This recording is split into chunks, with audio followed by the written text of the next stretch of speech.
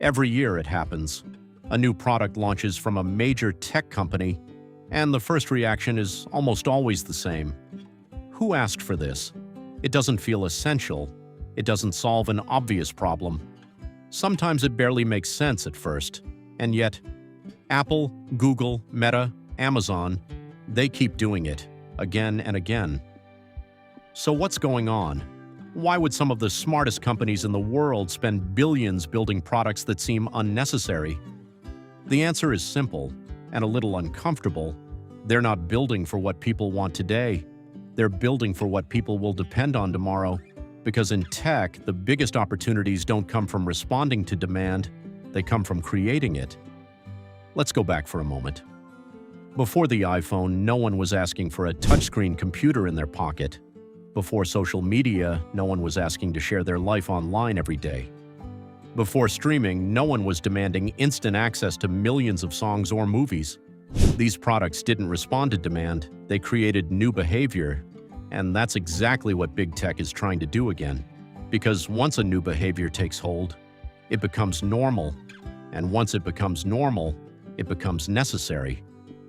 That's the real goal, not just selling a product, but shaping how people live. Now here's where things get interesting. Most of the products people say no one asked for have something in common.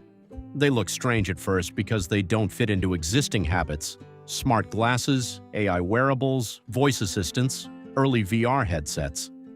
These devices don't improve what you already do, they try to change how you do it. And that's why they feel unnecessary, because your current system already works, your phone works, your apps work, your routines work, so anything that tries to replace that feels like friction. But that's also where the opportunity is, because if a company can successfully change behavior, it doesn't just compete, it leads. Another reason big tech builds these products is experimentation. At this stage, no one knows exactly what the next big device will be. Will it be smart glasses, AI assistants, wearables? Something we haven't fully seen yet? So companies don't wait for certainty. They test, they launch early versions, they learn from how people react, what works, what doesn't, what people ignore, what people slowly adopt. These unnecessary products are often experiments in disguise, not failures, but data collection. And that data is incredibly valuable, because it shapes the next version and the next. Until eventually something clicks. There's also a strategic reason behind all of this. Big tech isn't just competing on products, it's competing on platforms. The smartphone is the current platform, and it's controlled by a few major players, so if you're a company that doesn't control it or wants more control, you have a problem, because your entire business depends on someone else's ecosystem. That's why companies invest in new devices. They're trying to create the next platform, one they control, one where they set the rules, one where they capture the value. So even if a product seems unnecessary today, it could be the foundation of a future ecosystem, and that makes it worth the risk. Another key factor is timing. If you wait until demand is obvious, it's already too late. Because someone else has already built the solution, already captured the users, already defined the standard. In tech, being early often looks like being wrong, until suddenly you're right. So companies release products before people fully understand them, before the market is ready. Because they're positioning themselves ahead of the shift, not reacting to it. There's also a psychological piece to this. People don't always know what they want until they experience it. You can't ask someone if they want a product they've never imagined. They'll default to what they already know.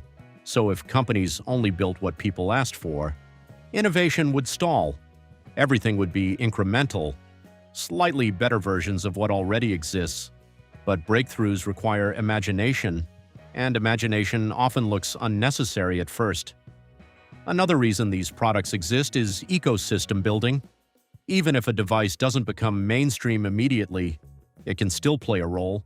It can connect to other products, extend functionality, add value in specific use cases. Over time, it strengthens the overall system. Think about how smaller devices, watches, earbuds, assistants, didn't replace phones, but made the ecosystem stronger. So not every product needs to be a hit on its own. It just needs to contribute to the bigger picture. But here's the most important insight. Most of these "no one asked for this" products don't fail. Because they're bad. They fail because they arrive too early or don't fit into people's lives yet. Timing matters more than technology. You can have the right idea at the wrong moment, and it won't work. That's why companies keep trying. Different versions, different approaches, different timing, because eventually, the environment changes, technology improves, behavior shifts, and suddenly, the same idea that felt unnecessary feels inevitable. So when you see big tech releasing products no one asked for, you're not looking at random decisions. You're looking at early attempts at the future. Some will fail, most will be ignored, but a few will define what comes next. And when they do, people won't say, "Who asked for this?" They'll say, "How did we live without this?" Because in the end, the most important products aren't the ones people demand. They're the ones that change what people expect.